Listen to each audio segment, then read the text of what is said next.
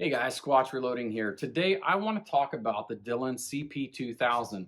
Now, some of you know I picked up this press about 6 months ago to do some 223 and 300 blackout processing, and I wanted to pick up the pace instead of doing a lot of the operations manually. For example, sizing and trimming, swaging. Those primer pockets are cutting those out because I had a need to produce more, and I wanted something just specifically to do that. Now, in the past, if you wanted to set up and do this, automated or very quickly, you would buy another press and set it up for case processing. So Dillon recognized that that was, something that was going on, and there was a market for a press to do just that. So what they come out with is basically a stripped down RL 1100, and it's a few $100s cheaper than the full-blown RL 1100. And I want to make a couple points about this press. Now, don't get me wrong, this press runs great. It's typical Dillon. If you buy it, you're not going to be disappointed by any means. But I will tell you that when you receive this out of the box, it's not ready to go by a long shot. First of all, I believe these are only coming as is without a caliber conversion. So if you want to do 223, you have to buy a caliber conversion separate. If you want to do 300 blackout, you have to buy a caliber conversion separate, or even 9mm. And the way it also ships is with a pretty much standard tool head that's a stripped down RL 1100 version. And most of you who've done sizing and trimming on the press know the frustrations and how difficult it is sometimes to get enough die down through the tool head and have room for a lock ring on top. Usually you're putting them on the bottom. So we end up going and buying a shortened trim head. You will absolutely have to do that for 300 blackout. So the fact that this press comes with this, and again, I believe this press is geared towards us who are bulk processing 223 and 300 blackout, or any rifle brass for that matter. You're going to buy, these are $250, $300 for a shortened trim head. So you're going to have to buy that as well. The other thing, you have to purchase a trimmer, whether you're going with the Hunter Badger setup or whatever, you're going to be buying that. Again, you're buying a caliber conversion and the shortened trim head. So, after everything's all said and done, especially after you buy a caliber conversion, is it smarter to just buy an RL 1100 for a few $100 more? That's going to come with a caliber conversion anyway. So that's something you need to think about. For me, I think in retrospect, if I probably would have just bought another RL 1100 and had the ability to set it up to actually run ammunition as well. So that's just me, but no regrets as far as how the machine runs and so on. So I'm going to jump into showing you how I have it set up, what dies I'm using, what it's actually accomplishing, and we're just going to watch it run some 223 that I'm sizing, trimming, and swaging. So stick around and let's jump into that. All right, so how I have my press set up, of course, I got my typical LED flexible drill press light there. And I had to purchase the short trim head because I want to do 300 blackout. Now I did set this up with the standard tool head for 223, but it is really this tool head is better even for 223, and I just run it all the time. Now the one thing that when you're running the RT 1500 like this, and you have the vacuum adapter here, the normal washer that goes on top of the tool head will not allow this to fit.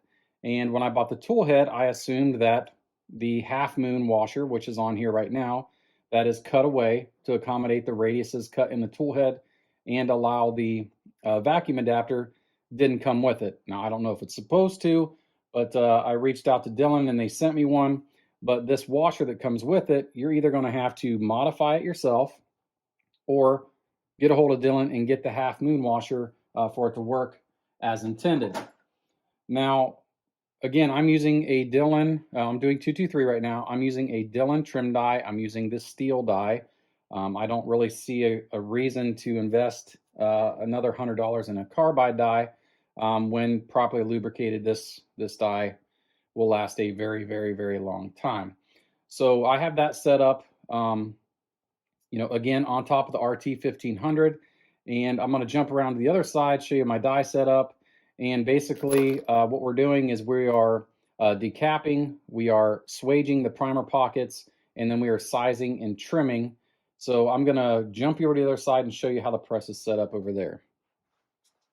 All right, so my die setup here on the tool head, I'm running a Mighty Armory decapping die. This is the one that is spring loaded, so it pops those primers out.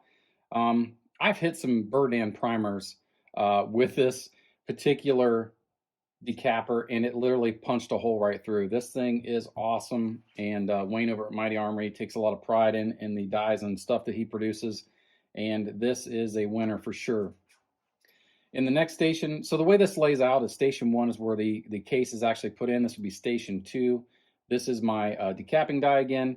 And in station 3, now on this press, you have the ability to move your swage rod to the right side of the press or the left side. With my trimmer on the left side, I run the swager on the right side. And it seems like that's the natural thing to do with a short trim head.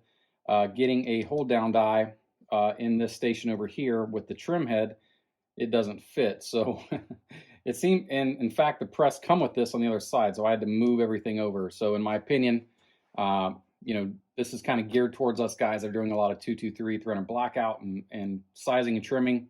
Would make sense for it to just come on this side from the get-go, but it did not, so I had to switch it. Now in my swaging station, I'm using an FW Arms auto centering swage hold down die. And what's nice about this die is it has basically a funnel on the end here, and as you cycle the press down, it will center the case into the die, and then the swage hold down rod that's up inside the die here, you can't really see it, holds down the case while the swage comes up in and presses that material out of the primer pocket for those crimped ones. And to set up my swage rod, it's pretty self-explanatory. There's a lock nut down here, and you adjust the depth that swage rod will go up into the primer pocket. Now, to make sure that I get it set up right, I use Ballistic Tools go no-go gauge. Basically, the end with the slot that needs to enter fully into the primer pocket, and on the reverse side, there's a V groove here, and this is the no-go side. So we want to make sure that after we get it set up, that it fully inserts on one end, and then the no-go side should not enter at all. So that's how I get my primer pocket set up correctly using the Ballistic Tools go no-go gauge. In this station here, so again, this is station 1, 2, 3, and in station 4, I just have a hold down die here just to help keep the shell plate level, and when the extraction from the sizing die, it just helps keep things from bouncing around. So again, that is just a standard Dillon die body, and I'm using it for a hold down die.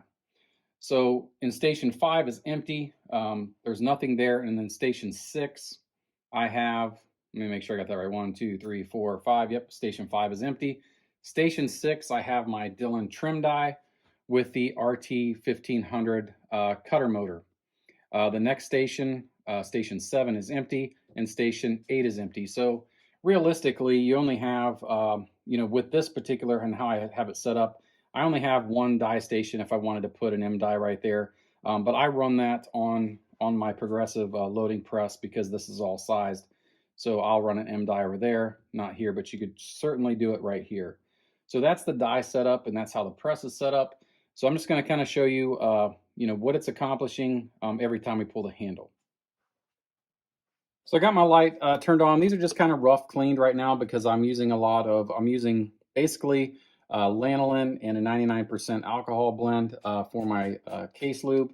And I have an industrial dust suppression unit hooked to the back to suck away the chips.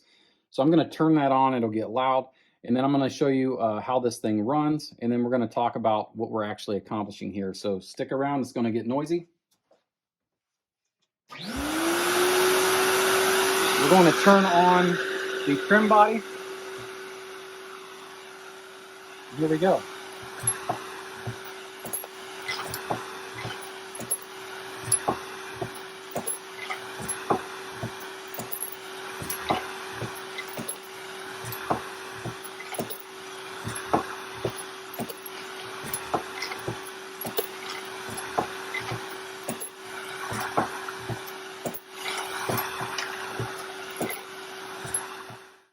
right, so here's our finished product, and what I'm trying to accomplish here, I want to get these sized down so they fit a headspace gauge, and I'm trimming these all right here to 1.74, and it is consistent, this press, once you get it dialed in, get your die set up correctly.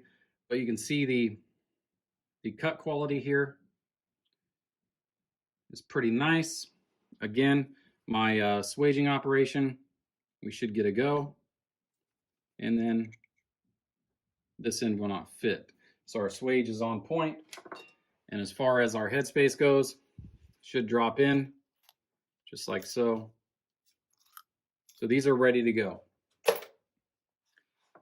All right, guys, so that's how I have my CP2000 press set up. And again, it's a great press. I just don't know if I prefer it or just have another R1100. I'll leave that up to you. But what do you think? Buy another R1100, buy the CP2000. What would you do? Leave those in the comments below.